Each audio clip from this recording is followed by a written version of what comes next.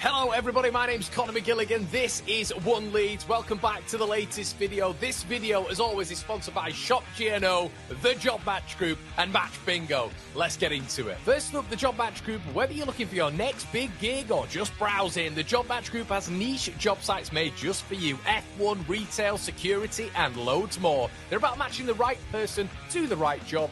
Make sure you check them out if you're ready to level up your career. Then we've got Shop GNO, an exciting new e-commerce site where you can grab exclusive deals and discounts. Right now, One Leeds has an affiliate link just below where you can score a 25 quid membership for free, unlocking special rates and benefits. You can even list your own shop on there with way better rates than Amazon, eBay and Vinted. They've got some Leeds bits and some general bits now and launching soon, plus some great prizes just for signing up. This is all powered by a massive Leeds United fan looking to make waves in the online shopping world. So check them out and support your local. And don't forget our mates at Match Bingo, they're smashing it with footy fun. You can get 5 bingo cards for the price of 4 through One Leeds, and you can even deposit just £5 at a time to join the action. It's a big chance to win whilst having a blast with your fellow Leeds United friends. Thanks to all of our sponsors, check the links in the description, and let's get on with the video.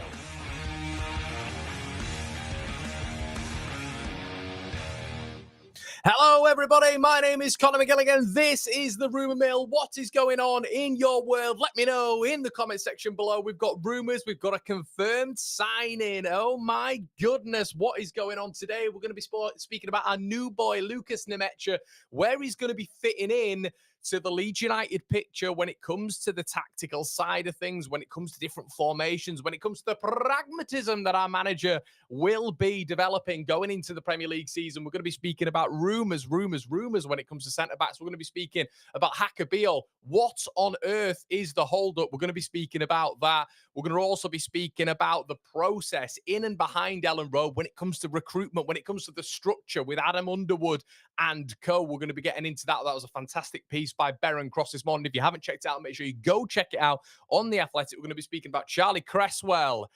We're going to be speaking about Matthias Fernandes. We're going to be speaking about Caci and interest in and around him. Not you and me. Dun, dun, dun, dun, dun. For all the 30-year-olds out there. Cameron Carter-Vickers as well. And, of course, Michael Keane. Yes, everybody, what's going on in your world in the comment section below? Let me know. Hello, everybody. What's going on? Top Jersey lad. Oh, as always, mate, repping the boys. Here he is, the man, the legend. How's it going, everybody? What's going on? Morning. Here he is, Tommy K. Give him some love in the building. He's a Forest fan, and he's in the chat for every single stream I do saying that Leeds are going down and we're not getting anybody.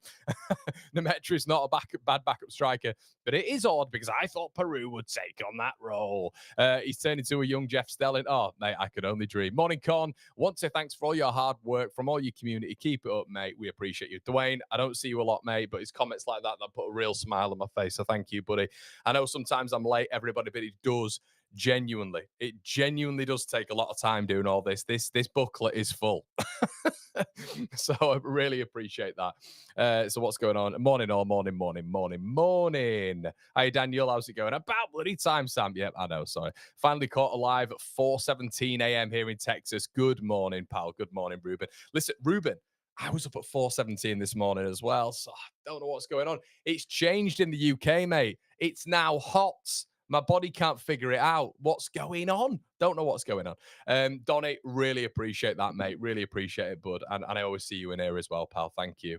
Okay, so what I wanted to speak about, I know there's a lot of you fretting. I know there's a lot of you worried about Lukas Nmecha. Now, I want to get into, I thought about doing this as a separate video, but I thought all the One Leaders are going to be here this morning. And I thought, do you know what, Connor? Don't do it as a separate video. Let's get into the tactical side of things. I've been up since 4:17, just like my man in Texas, thinking about how on earth this is going to work with Lukas Nmecha when it comes to people's expectations and standards. So he's not going to be a starter for Leeds. Graham Smith, whatever you want to call him, has come out yesterday and in effect said that Leeds United are going to be going for another starter. up front. For me, this isn't a problem. It isn't a problem whatsoever. It gives us variance when it comes to attack. I think Peru is still going to be part of the three that Leeds have got going forward. Whether you like that or not is a different conversation, but I think that's going to happen. Okay, so I think it's going to be Peru, Nmecha. We were speaking about it on the WhatsApp group this morning with all the patrons. You can join the Patreon, everybody. Link in the description below if you fancy doing that. You can become part of our WhatsApp group, and we put online bits on there. We had a fantastic podcast that was put up there with myself and Oscar going through transfers and expectations the other day.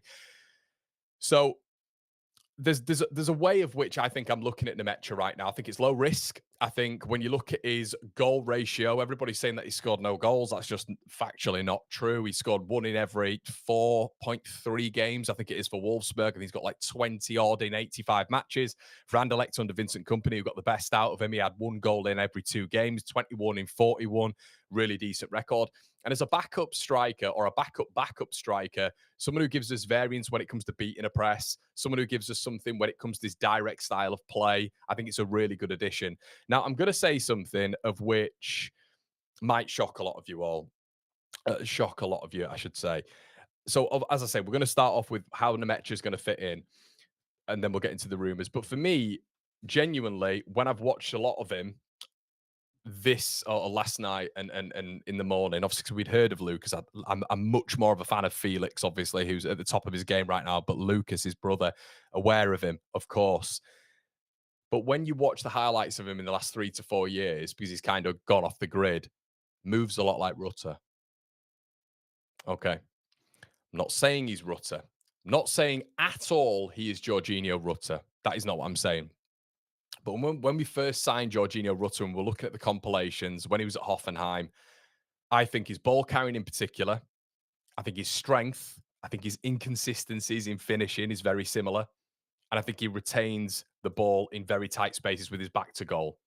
I genuinely believe, look, highlights packages can say this, that, and the other, but this seems to be a constant from people very, very in the know at Manchester City. I spoke to, and he won't mind me saying this, but Simon Bijol, the Manchester Evening News chief correspondent yesterday about him, really, really liked Nmecha at City. He was prolific, very, very good in certain areas, excellent at channel runs, very good at holding the ball up and link up play. But it does facilitate a different way that Leeds are going to play. It 100% does. Me and Gabe had this conversation last night.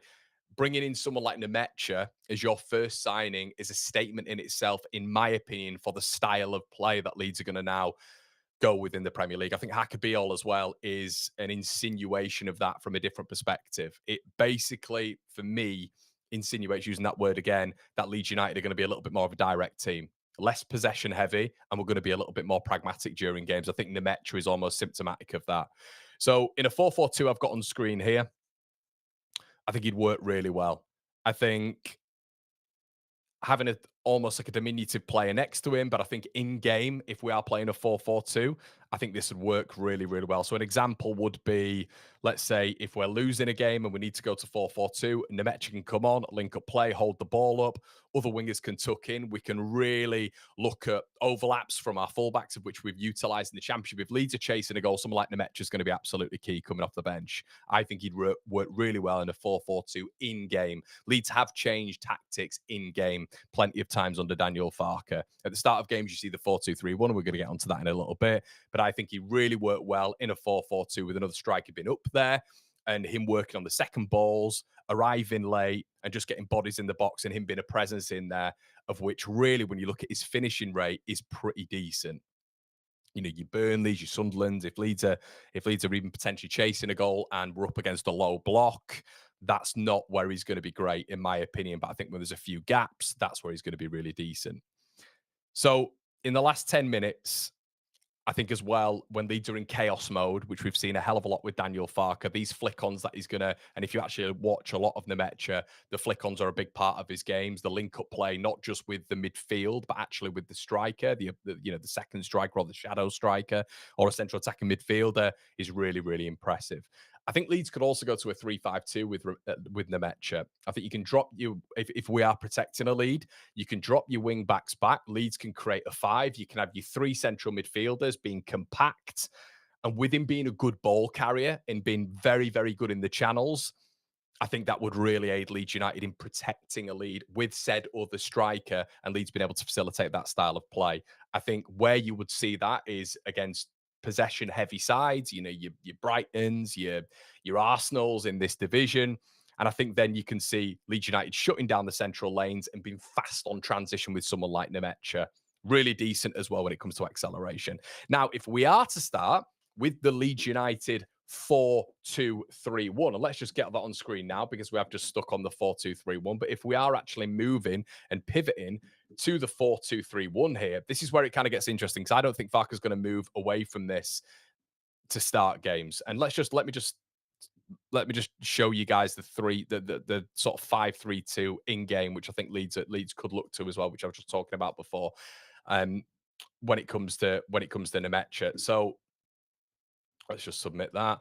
So when we're kind of looking at that as a 3-5-2, that it would sort of instigate that going forward, Leeds United will be able to create space as well. As I've said, with the wing back, dependent on who we go out and get, if we're able to go out and get fully fledged wing backs who are going to provide underlaps and overlaps, it would work with us in transition. But as I've said, it's really important to know that I think Leeds' style of play is going to change this season. I think it's really going to change. It's good to see the first two players that have been linked with Nmecha and Jaka Bijol being a real insinuation of that. But the 4-2-3-1, or symptomatic of that, I should say.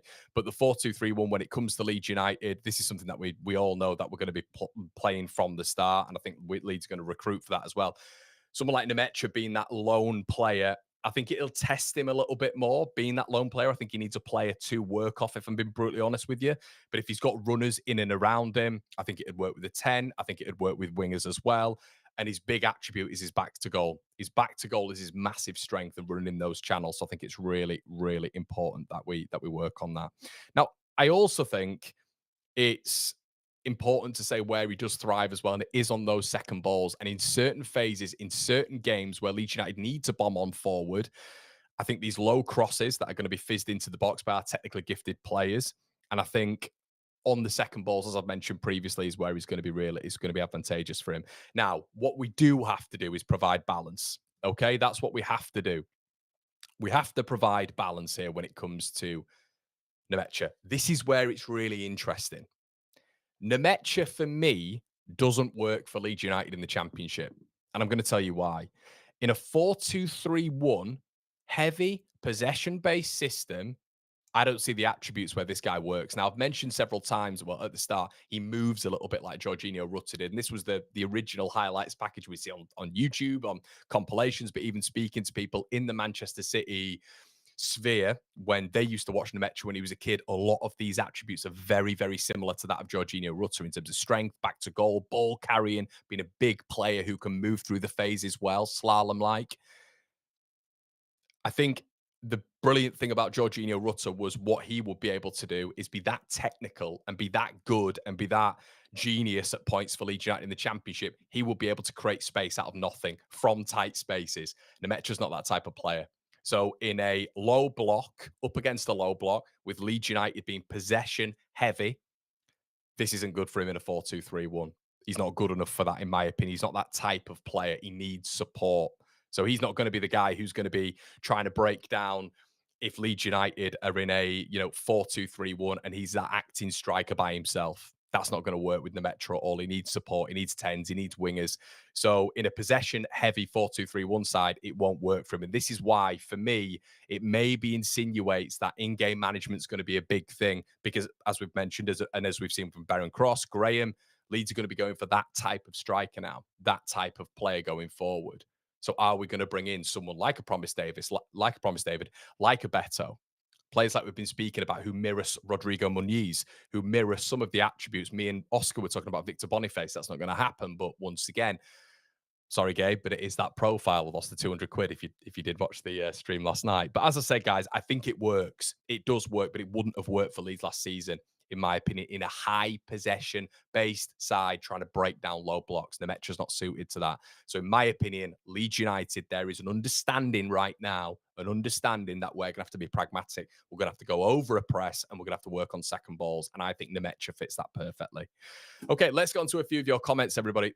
So, apologies that went on a little bit. That I wanted to do that as a separate video, but I think it's I think it's nice to actually do that and discuss that a little bit more. I might clip this up and put it as a separate video anyway. Johnny says, "Morning, Con. Lots of fans underestimating Nmecha.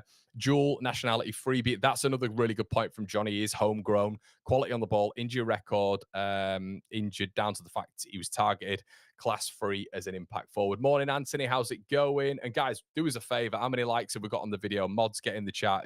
How many of you have liked the video? I'm calling you out, guys, when it's not up there. This free content that you've got. Yeah, we've got nearly 800 of you watching. Make sure you slap the likes on, everybody. I think we've got about 150, so do us a favour. Thank you. Footy Social Club says, strange signing, given the Metros had terrible injuries, can Leeds really afford this risk? I'm not 100% sure. Immediately had thought of Rutter when I saw Nmecha highlight reels. Aragon says, don't understand the rampant negativity from some fans. Free transfer, homegrown box takes low wages. Past shows his real talent. Main problem is the injury record, of course. But look what we did with Mano. That's kind of where I'm at, really. And it's the risk free. Look, we said this last night. If he's costing us 20 million quid, right, and we're going out and buying Nmecha for 20 million quid, I'm turning around and going, oh. But for all we know, he could be the third striker. We could actually, in effect, be looking to ship on Joel Peru. That could be what Leeds are doing right now. There could be a likelihood. I think now and this is why I've got this in the thumbnail and the title as well. I think this is done for Joseph now. I think Joseph's done. I don't think in any world there's Nmecha. We're going for another striker. I don't think in any world there's Nmecha, Joseph, and another striker. That's for me. That's not going to be happening. I think personally, it's going to be Nmecha, Peru, and said other striker. And I don't mind that because, as I keep saying, there's a variance in strikers there. You've got Leeds being able to go more direct, and you've got Peru, who's a little bit more of a drop-off centre forward, who in certain areas in games will just effectively just ghost into position and hopefully be able to put the ball into the back of the net in the last 20 minutes. I see Nmecha and Peru as last 20-minute players. We've seen with Peru that it works in the last 20 minutes, even in the championship. He always has an edge when he comes on, and I like that with Peru. But this other starting striker is going to want to play every single week. You know, Nmecha will have been told that he's coming in to fight for his place because there's no guarantees right here because he's not being consistent. He's not being dependable, which are the two biggest attributes, in my opinion, in being a Leeds United signing this year. I said at the start of the season, you need to be able to play, if you're starting for Leeds United, minimum 34, 35 games in a 38-game season, you know? It's no good as bringing players in for 20, 25 million if you're not going to be able to feature. It doesn't matter. It's completely pointless. You have to come in, you have to be injury-free, and you have to hit the ground running. And that's why it's, for me, it's kind of consolidated that Nmecha won't be starting. But as an impact sub in a 3-5-2, in a 4-2-3-1, in a 4-4-2, in-game management, it works. And once again, that depends on the manager. It depends on how we're going about it. It depends on the pragmatism in-game, but also before games. Maybe starting in a certain game in a certain way, of which is going to make the opposition a little bit confused. You know, it's about going about it in an unpredictable way, not a predictable way. We were so predictable last year, but we were so good we could be predictable. Teams couldn't stop us. It's like when you remember Arjen Robben cutting in on that left foot. Teams knew he was going to do it, but they couldn't stop him. Gareth Bale cutting in on that left foot. Teams knew he was going to do it. They couldn't stop him. Leeds were inevitable last season.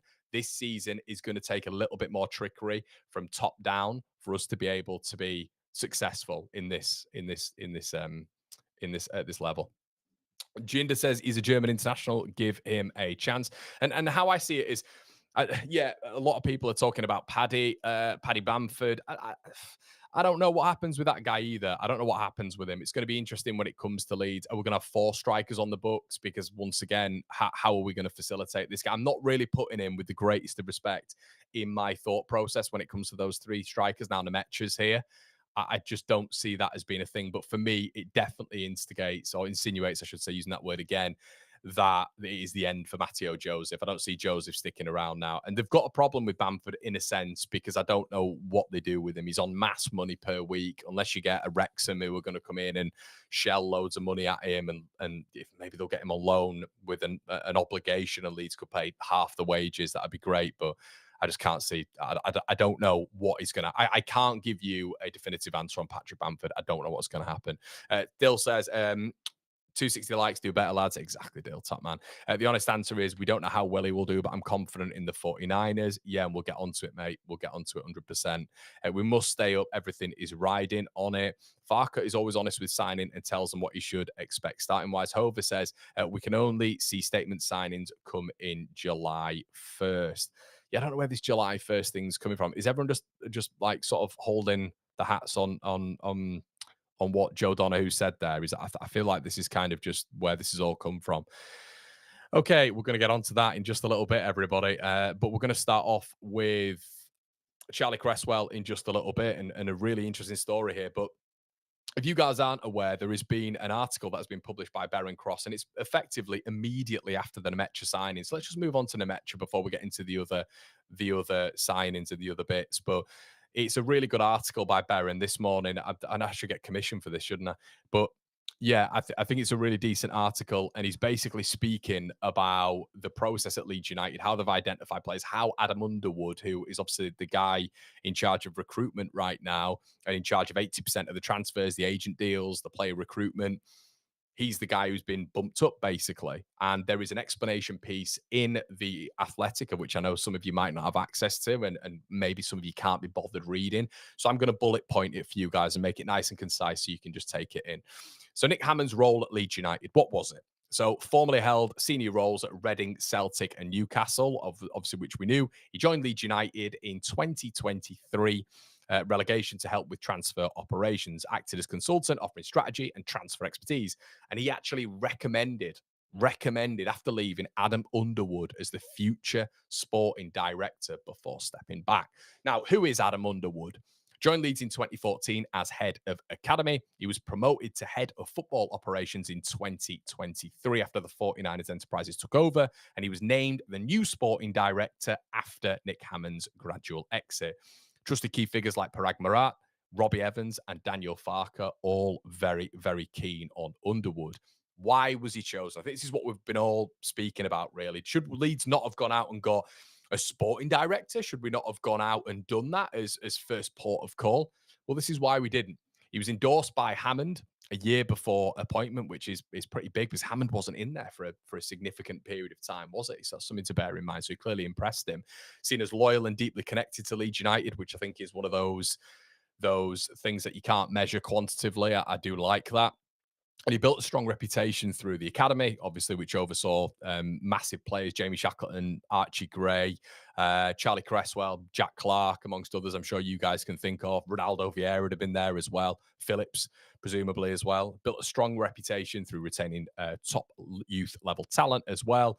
And his success in the academy was he helped generate massive fees from academy graduates, which we've obviously seen since 2014, going all the way back, of which I'm sure you guys can put some in the comment section below. And his strengths and qualities are apparently he's respected by staff and players, described as humble, loyal, and low ego, which as Leeds United fans, that is what we all resonate with. Strong leadership, excels in people management, which I think behind the scenes at Leeds United has been an issue for a long time. Highly ambitious but methodical. Experienced at all levels, coaching, recruitment being key as well, first team ops and analysis. And apparently, as his colleagues, he's viewed as Mr. Constant. So his current role and expectations, Leeds transfers and recruitment for 2025 summer window. First signing, obviously, Lukas Nmecha, working very closely with managing director Robbie Evans and head of recruitment Alex Davis. And he'll handle 80% of the transfer work, negotiations, agent talks, etc. So it feels like it's him and Alex Davis, really, amongst other scouts. So colleague endorsements, Mark Jackson has praised him for his pathway and player management. Skabala, Scoobs, called him a bedrock of the club, which I think is a massive endorsement by Skabala. The senior sources have said that he has the edge needed for tough decisions as well. So, yeah, I mean, final thought, Underwood appears that he's very, very judged from an insular level, but he will be judged by fans. We're all very, very aware of this, and the squad quality on September 1st, of which Hammond was as well. But he's very trusted, and it appears to be a very long-term appointment as well. So quite exciting when it comes to Underwood as well. Obviously, the proof will be in the pudding, won't it? The proof will be in the pudding. Ross says, morning, Connor. Watching the room mill on the balcony in Gran Canaria. Perfect way to start the day. Good lad, Ross. Get yourself a coffee. Get one for me as well, pal, if you would. Joseph Worth, a lot more to us. PSR-wise, we have to sell. Yeah, I think there's something there. Donny says, Paddy is part of the furniture. Oh mate, get rid of it. Can I get a Chesterfield instead? Do you know what I mean? A nice Chesterfield sofa, which could be an elite striker. How about that? We need to get a serious goalkeeper in the defense needs sorting. James says, shows a lot about great picture. Shows a lot about the owner's intent, smart signing, and more smart signings rumored. That gives us depth and quality on the bench, and pitch could sign so far. I agree with you, mate. I agree with you. Definitely. Let's get on to the next thing, shall we? When it comes to our man, Charlie. Right. Okay. So this is an interesting one, which I didn't really expect, to be honest with you. He's one of Regis Lebreeze's targets.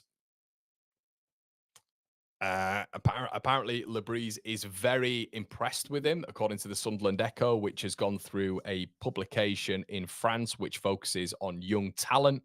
Apparently, Lebreeze is very, very impressed with him and actually classifies him in one of their brackets in terms of what Sunderland want to do this year, which effectively, according to the Echo, is by seasoned youngsters who are playing at the highest level. And apparently, they're impressed with Charlie Cresswell's copium when it's come to go into obviously one of those top leagues, which obviously was the one in France. The publication is called Jeune Photo, and that has been led as well through the Sunderland Echo. Now the fee is around about 8.5 million quid.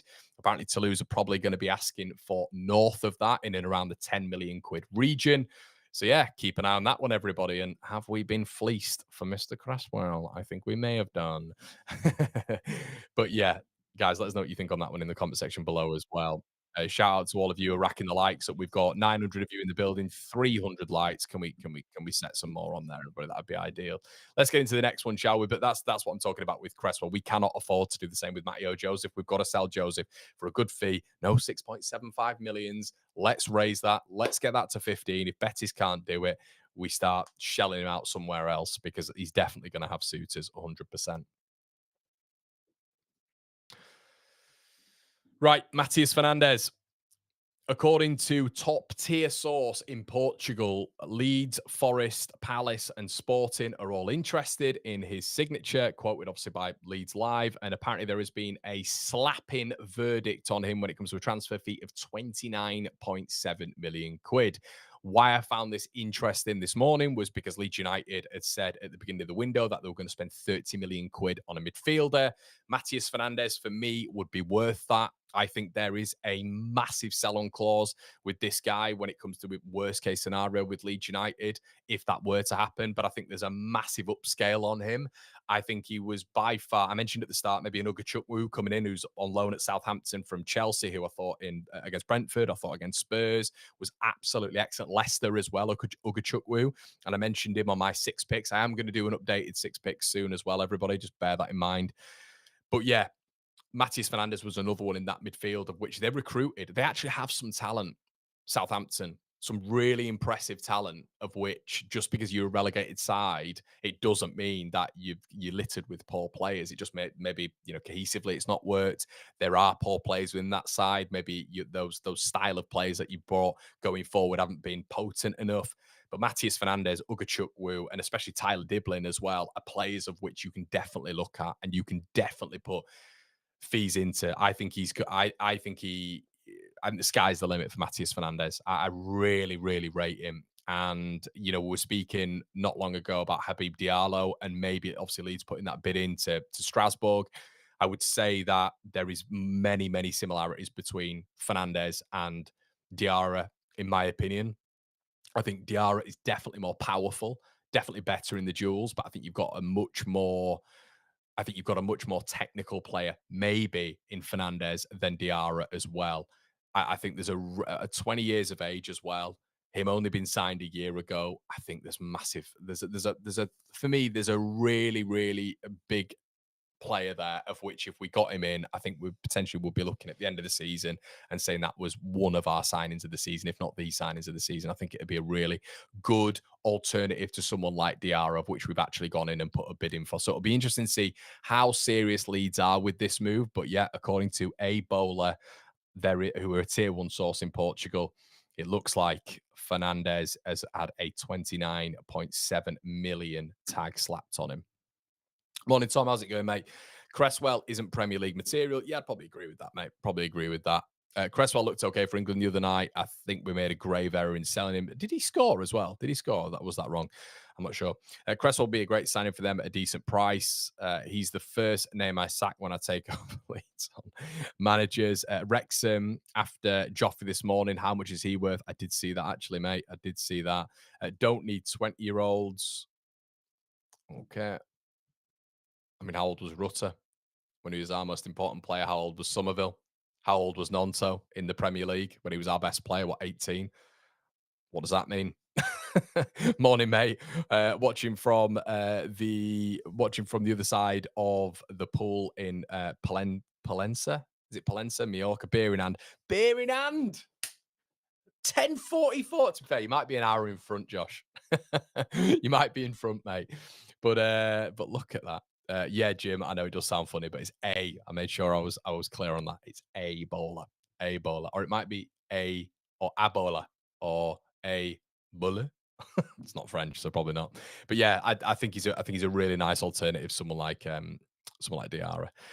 Okay, Anthony Caci. Now, we mentioned Anthony Caci not long ago. He's had a fantastic season at left back for Mainz. Obviously, part of that wonderful Bundesliga setup, which have hugely overachieved this season. And Caci was one of the first who people were looking at, as well as my boy, Jonathan Burkhart. But Caci is one of those names of which we've looked at this season. Apparently, we're still interested. Obviously, that left wing back role now, or left back role, is something that Leeds are going to be honing in on. We need a left back, in my opinion, a little bit more of a disciplined left back, a bit more of a spatially aware and better in individual 1v1 duels from a defensive capacity than just bombing on forward and getting caught out continuously at the back. And I'm happy Junior Firpo has moved on now, because I think that would have happened again and again in the Premier League, in my opinion. So Caci is a much better 1v1 defender, has impressed a lot this season. Leeds, apparently, according to reports this morning, by TBR, suggesting that Leeds are still interested in him, but now Everton have entered the race. Now, Everton are going to be fascinating this season for me. Really, really interesting this season for me, because there's conversations already about Barry. If you guys don't know who Barry is, well, let's get his stats up. This will be a very, very good signing if we can find his stats here. It just won't come up now, will it? It's not going to come up. Hold on. I'm going to have to get this up. Let's get his name in. So this is who Everton are after, amongst Jack Grealish as well. T-Man Barry. So this will be a ridiculous signing if they're able to get him, and they are heavily linked with him at this moment in time. So something like this will be a really good signing for Everton. He's a step up on a lot of attackers that we've been speaking about in terms of those that have been linked with Leeds United as well. Grealish coming in, looks like they're trying to ship off other players. Michael Keane, there's others as well. Apparently Dwight McNeil might be leaving. Obviously, they've managed to get rid of Jack Harrison as well. Apparently they were keen on Jack Harrison, but they just couldn't afford his wages. God. Apparently, and they wanted to distribute it elsewhere. But Barry's going to be a big signing for them if they manage to get it done from Villarreal. What a season he has, and what a player he is as well. So keep an eye on them, but it'll be interesting to see how their squad shapes up. And the only reason I mention that is obviously because we're talking about some of these clubs that we can drag in, not just your Brentfords, not just your West Hams, but you're kind of looking at maybe that first move to the Hill Dickinson Stadium. Is that going to be a bit of a transitional season? I think they've got the perfect manager in for a transitional season in Moyes. I think he is criminally underrated by a lot of fan bases. So, yeah, could they be a little bit vulnerable? You'd hope so, but it looks like their recruitment's going in a really decent way. Nige, thanks so much, pal. Hit the like for our hardworking Connor. No, I really appreciate that, mate. Everton, has anybody sweat the boardroom for bugs? I suspect Angus planted a few in there. I mean, I guess Inside sources say Caci is done. Inside, is that from you, mate? Is that from you? You can tell me. James says surprised Spurs or other teams aren't circling him. 30 million for a player show quality against some of the world's best midfield. One of the worst Prem teams, only 20. Massive, mate. That's the thing. You've got to think of the long term as well. Worst case scenario, it doesn't work out. Leads you in a bit of a predicament. And you can sell him on because he will go for value. He will go for decent value. Right. Look, we're not getting into negative phase yet, and I've not even got him on here. Hold on, we're not getting into negative phase, but it feels like we're speaking about him continuously, and we are gonna add him on here because he is hopefully our next signing. It's just hit a little bit of an interesting phase at the minute. It's Hacker, our man. It's hit an interesting phase at the minute. So reports this morning from Italy are suggesting that Bijol, this is the update. Bijol has said yes to Leeds United. There is an agreement in place with Leeds and Hacker Bijol. Beren Cross first reported that it was going to be around 12 to 16 million quid. That apparently from the Italian side, and now some English sources are picking up, is false. The Express reporting it this morning as well is false. Completely false. They are not going to be accepting anything less than 20 million quid, that is, according to some reports this morning. And they value him at 25 million euros, I think it is. So it looks like that fee is going to be a little bit higher than once expected. Beren said it was going to be between 12 and 16 million quid. Now, I think the worry is when we've negotiated with Udinese before and the Pozzo family, who are notorious in Italy in terms of getting good value for their players, we kind of looked at Bijol, didn't we? And we thought, oh, that's brilliant. What a deal. 12 to 16 million euros, some were saying, it was 16 million euros and 11 to 12 million quid. But apparently they want more than that. Now, it's interesting, and that's Sasha Tavaleri as well, who's reporting on that as well this morning.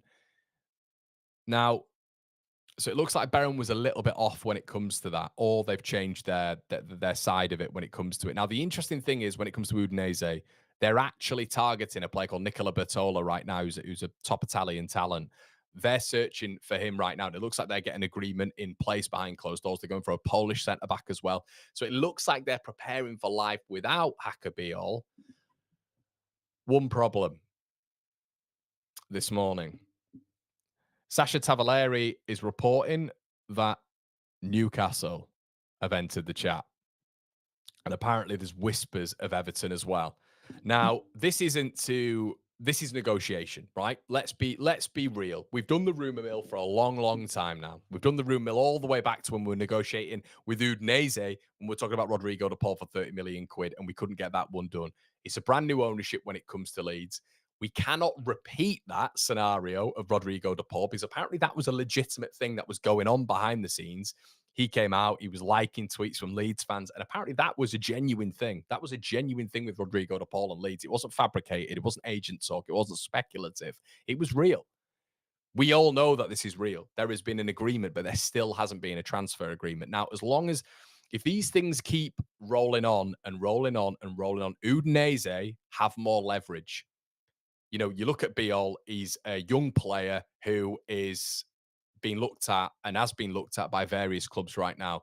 The longer this goes on for them, probably the better, because the longer this goes on, and with him being Leeds' is priority number one, which has been reported by every source now, we all know that Bijol is Leeds' number one centre-back target. We've had a bid rejected of 14.5 million quid, and it's kind of got to a scenario right now where they might not be in a rush to sell. They might be thinking to themselves, right, well, we're going to gain a bit of value on our asset here. We're not in a rush to sell him. We can get someone in reserve, or we can have a player agreement with something in reserve. But we don't have to let him go yet. We can hold out here and gain this leverage and leverage and leverage. So Udinese are in an interesting spot here, as we are, of course, a very interesting spot when it comes to this negotiation. But I think Leeds are going to have to probably pay a more inflated amount than we think we're going to have to pay. And it'll be an undisclosed fee. I'm sure we're not going to be aware of how much it is. But if apparently, according to reports this morning, Leeds are haggling a little bit. But I think not to set panic in because it's all about negotiation. And what we've got to bear in mind as well is these names might just be floated in. They might just be floated in. They might have floated a Newcastle in. You might have got the Pozo family, who are shrewd negotiators, going to Sasha or going to some Italian papers and representatives and saying, "Oh, slip Newcastle are in there, slip Everton are in there," you know, and being smart about it. It doesn't actually mean that they're in for him, but there's a balance to this as well. If Newcastle and Everton are in for Bijol, or if they're interested and they're having conversations, this is going to start a little bit more of a bidding war. And this is why Leeds United do have to have alternatives in there as well. They do have to have alternatives in there. The inner fan in me is screaming, just pay the money. But we have got to bear in mind as well, there are PSR restrictions. We'll have a set amount that we want to spend on a defender because we're going to have to fledge out this entire squad and fatten out this entire squad. We all know that. There's probably going to have to be maybe whatever the reports tell you, let's be honest, probably 7 to 8, maybe even 9 reinforcements when it comes to Leeds United, depth options and starter options. But you do look at Udinese and you think there's no way they're going to be in a rush to sell here. So Leeds are probably going to have to meet that asking price before the Sharks start to circle. And as I say, there's only an upward trajectory when it comes to his reputation.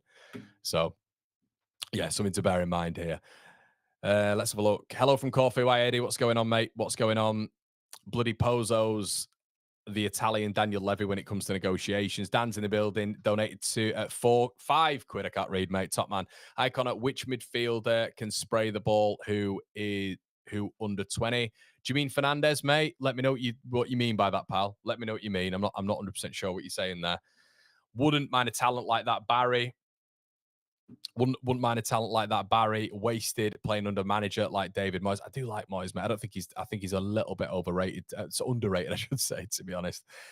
Surely we have other targets as backup to Bijol. We will do, Martin. We will do, but that doesn't take it away from him being our target. He's definitely our number 1 target. Every single outlet reports it. Everywhere you see, he's Leeds' number 1 target. I think the Athletic have pretty much said it anyway. Morning, Connor. Says Ken Don Ockley, great name, mate. Hello from the Isle of Man. Got the week off, so I can finally watch you live. Love everything you do. First rate in-depth analysis and discussion. Top man, Kent. Not seen you before, mate, but it's always good to see people who I've not seen before as well. Top man. Top man. JBL says, can't find anything on news now about Newcastle and Bijol. Just have Sasha Tavaleri, mate. Sasha Tavaleri on Twitter. You'll be able to find it. Leeds to dominate Leeds to dominate Europe, winning 4 Champions. Fair enough, mate. But yeah, I think Leeds are going to have to meet that offer. Leeds are going to have to meet that offer, I think, and we're all very, very aware of that. And that's probably the sensible way of going forward when it comes to Leeds United as well. Just get the man, get him through the frigging door, Leeds. No haggling. We don't want to haggle. We can haggle on Leeds market, can't we? Right. Okay. We're not going to the custom. We are going to our next rumour on the mill. Let's get into it, shall we, everybody? It's Cameron Carter-Vickers. Now, interesting one here. And I'll tell you what we'll do. We'll compartmentalize Cameron Carter-Vickers and we'll compartmentalize this guy as well.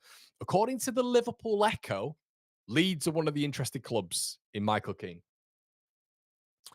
One of the interested clubs in Michael Keane. The value is 5 million quid. And we're going to just compartmentalize these 2 players together. Now, Cameron Carter-Vickers is 27 years of age. I believe he is 27 years of age. US international. There's interest from Sunderland. There's interest from Leeds United.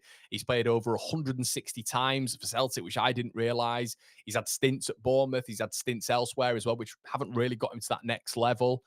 But Celtic, it feels like he's got his home there a little bit. Once again, it will be transitioning from the SPL into the Premier League. But he does, once again, fit that profile, doesn't he? He fits that profile of not just being this. We've spoken about this before. There's a certain type of centre-back. There is a certain type of centre-back when you look at Pascal Strout. There's a certain type of centre-back when it looks at Leonardo Bilardi. They're 2 ball-playing centre-backs, well-rounded, comfortable in possession, I should say.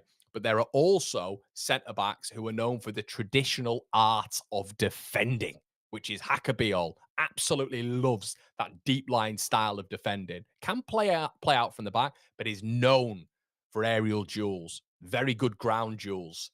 Okay, the traditional defender. Cameron Carter-Vickers is another one of them who's in the traditional type of defender, as is Michael Keane. So once again, it fits that recruitment mold that Leeds United are probably looking for this year, which aids direct style of play, a little bit more pragmatism from what was a possession-heavy Leeds United in the Championship.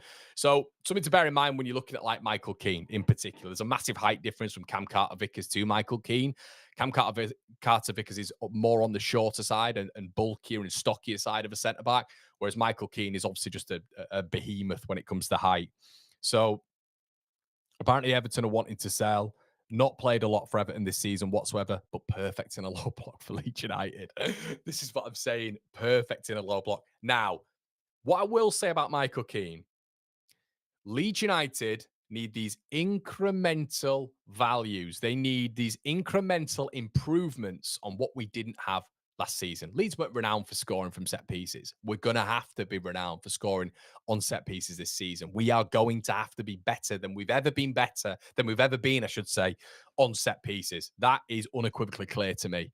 So bear that in mind. Someone like Michael Keane would facilitate that, of course, but then you look at Bijol, who is just a monster aerially, and he is obviously going to be good in the air when it comes to Leeds defensively and offensively. So, Michael Keane, what do you think in the comment section below, everybody? Cameron Carter-Vickers. Now, if I'm to give maybe a rumour of which Leeds have been linked with domestically, which I'd kind of describe, obviously, Carter-Vickers, and even though he's in Scotland, but still, we'll bracket him in the same thing. We'll bring him in. Cameron Carter-Vickers and Michael Keane. I would say someone who we've been linked with, who I would rather bring in, who I think fits a little bit more of the mold and is a little bit more of a modern centre-back who can play out from the back. I think is decent in possession, has very good aerial duel rate again. I think can play low blocky, definitely, is someone like Darragh O'Shea. I think I'd rather go for a Darragh O'Shea over a Michael Keane and over a Cameron Carter, because now as a rotation option potentially there. Now, the problem with that would be the valuation of which Ipswich would want for him. So something to bear in mind there as well. But we have to get better. We have to get better at set pieces. The delivery, when we've spoken as Leeds United fans, haven't we, for years about that delivery. Oh, it's hit the first man. It's hit the first man. This season, do you remember how long it took for Joe Rothwell to actually get flight on the ball and for us actually to go flipping out? We've got a player who can actually put whip, dip, and a bit of pace on a ball from a dead ball position. Amazing. We didn't have it for the best part of 3 years, 4 years. If you remember, even as much as we love Pablo, from a dead ball situation on a corner, he wasn't always great. Decent, but not always great. And we love the maestro, of course. But it's always been a problem for Leeds, that delivery into the box. So not only do you need to be strong physically, we have to get physical players in this division, not just runners, not just athletes, but you have to get physically imposing players who are going to give Leeds that marginal advantage from set pieces. Okay, so someone like a Michael Keane, I can understand it to a certain extent, especially for that value and potentially reduction in wages. So it makes a lot of sense. Guys, the key word for Premier League is physicality. It's the key word. It comes above everything else. That's where it is right now. So interesting to look at. Very, very, very interesting. David Oliver says Balerdi. Now, Balerdi's an interesting one. He's an interesting one. You'd spend 40 million quid. Someone, in my opinion, with definitely an upward trajectory. But you'd spend 40 million quid on a guy who I'm not 100% sure would be as effective as 6, 7 other options in a proper low block Leeds United trying to avoid relegation. I think he's a pretty footballer. I think he's a well-rounded footballer, and I think he can do the dark side of it as well. 100%. He'll have had to do that for Marseille at points this season.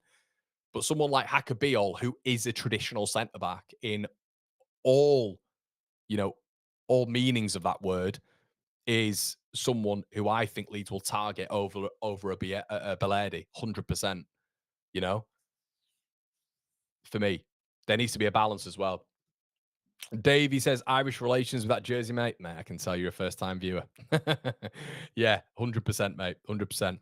Keane is on a free. Shout out to you, mate. Do you know what? I didn't actually realise that's good. Thanks so much for that, pal. I know his market value. Checked his market value this morning. It said he's at 5 million quid. So Google's lied to me. So I appreciate that, Mike. Thank you so much. There you go. Free.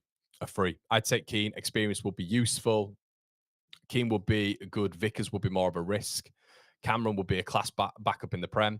Another American, Connor, for the shirt sales in the US. That is true. He's not actually American, though, is he? Not that matters. Keane as a backup is fine. Keane would be good backup. Eric says, I've seen Hackers highlights. Solid central defender, no nonsense, and would be solid Premier League pairing with Rodon. The question would be, where would we play Stroud? It would have to be a back three. And I think there's points of which, this is what I mentioned with Nmecha, mate. I think there's points of which in game, and I don't know if you'd start a game with a back three. I don't think so. When you've been playing 4-2-3-1 under Daniel Farker for so long, I think you could maybe transition to a 4-4-2, a 4-3-3. I think transitioning from a 4 at the back to a 3 at the back is massive. It is massive. And there's not that many success rates when it comes to it. You look at the guy over the road in Scumland who's trying to do it as well. It's not quite working for him, is it? But the depiction of that is not what would happen to Leeds. You've got a little bit more cover at centre back there, haven't you? I don't know how smooth that would be. I think there's conversations in game to go into a back three, but I think that would morph into a back five and you just defend in your box and having two in front. So you've effectively got a back seven. So, but I'm not sure a back three would work. But Straug, yeah, will be on the left hand side of that back three. You'd have Rodon on the right hand side and Bijol in the middle, I'd suggest, or maybe Bijol on the right hand side because he might be a better ball progressor than someone like Joe Rodon. But I would stick to a back two, and I think it's going to be Bijol, and I think it's going to be Rodon. I think that's what it's going to be. And Leeds are not going to. I don't think Leeds are. It's not going to be pretty football. I don't care. I really don't care. It's all about 17th. It's all about kind of dusting yourselves down, rolling your sleeves up, and looking at what Brentford did with Thomas Frank and the adaptation that he had and they had when and someone said to me on stream, Connor, you're overhyping Brentford when it came to championship. I'm not. I'm not. People get very sensitive about Leeds. There was no comparison with Brentford and Leeds United there. All I was saying is the style of football did dramatically change with Brentford, and Thomas Frank has said that. And he spoke about the points of which, if you are a newly promoted club, what you have to focus on. And two of those points were set pieces and physicality. Now, that wasn't Brentford in the championship. It was fluidity and dynamism. That's what it was. It wasn't, it was not all out attack as such. It was structured, but it was definitely facilitated more to offensive play and outscoring the opponent. When they've been in the Premier League, there has been a massive shift. And the beauty about Thomas Frank is he can adapt to an opponent. They go to a back three and they go to a back four dependent on the opponent. But you have to be seriously coached to be able to do that, especially in game. Obviously, that's more pre-game, when you're in a 3-5-2 when it comes to up against Arsenal, and maybe you're in a 4-3-3 when you want to win the game against the Burnley, which is what he's said that they do. But the main things that Frank said, physicality and set pieces, and that is absolutely bang on the money. So these are things that Leeds will be recruiting for. This is why I understand Bijol. It's why I understand Nmecha. Do, do, do, do, do. Let's have a look. Three at the back and wing backs gives me a little twinge. Farker capable of it though.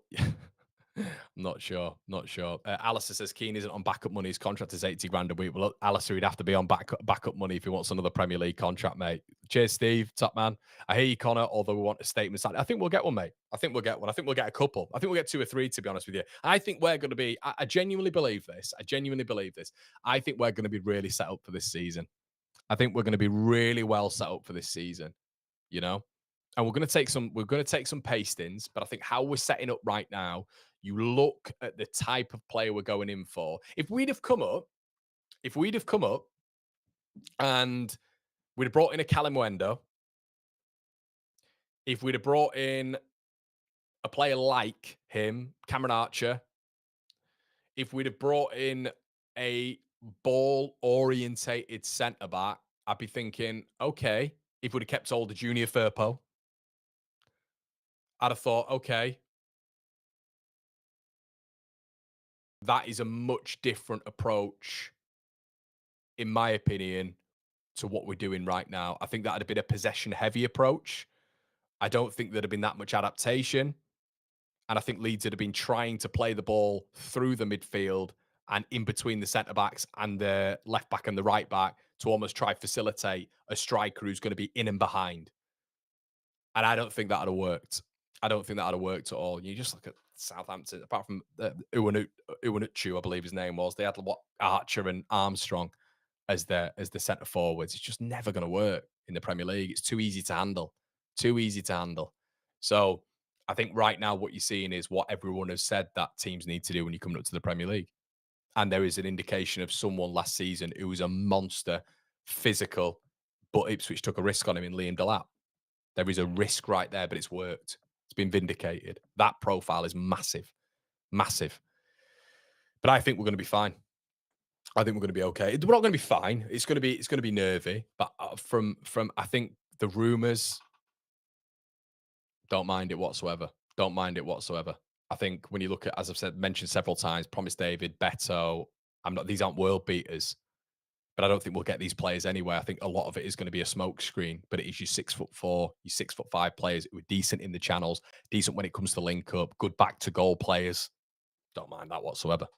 Don't mind that whatsoever. That's the way we need to go. Kieran says, love the top con. Hope to see you wearing it in Dublin. I'll even put myself into debt to get you. Good lad, Kieran. Yeah, we'll definitely do something, mate. Whether or not we might do something at the Camden, mate. I spoke to Jer, and I don't know if everybody's going to the Camden, but we're staying in a place called Balbriggan. Don't know why I said that Scottishly. But Balbriggan. There you go. How about that? How about that? And then we're traveling down. So it's committed. We're going into Belfast, flying into Belfast, staying in Balbriggan, and then going from Balbriggan to Dublin. So that's the plan. That's the POA. Chris says, I think we can improve defensively and at set pieces without sacrificing who we are as an attractive football team. Arsenal are big, good at set pieces, but but Chris, what are you comparing there, mate? What are you comparing there, mate?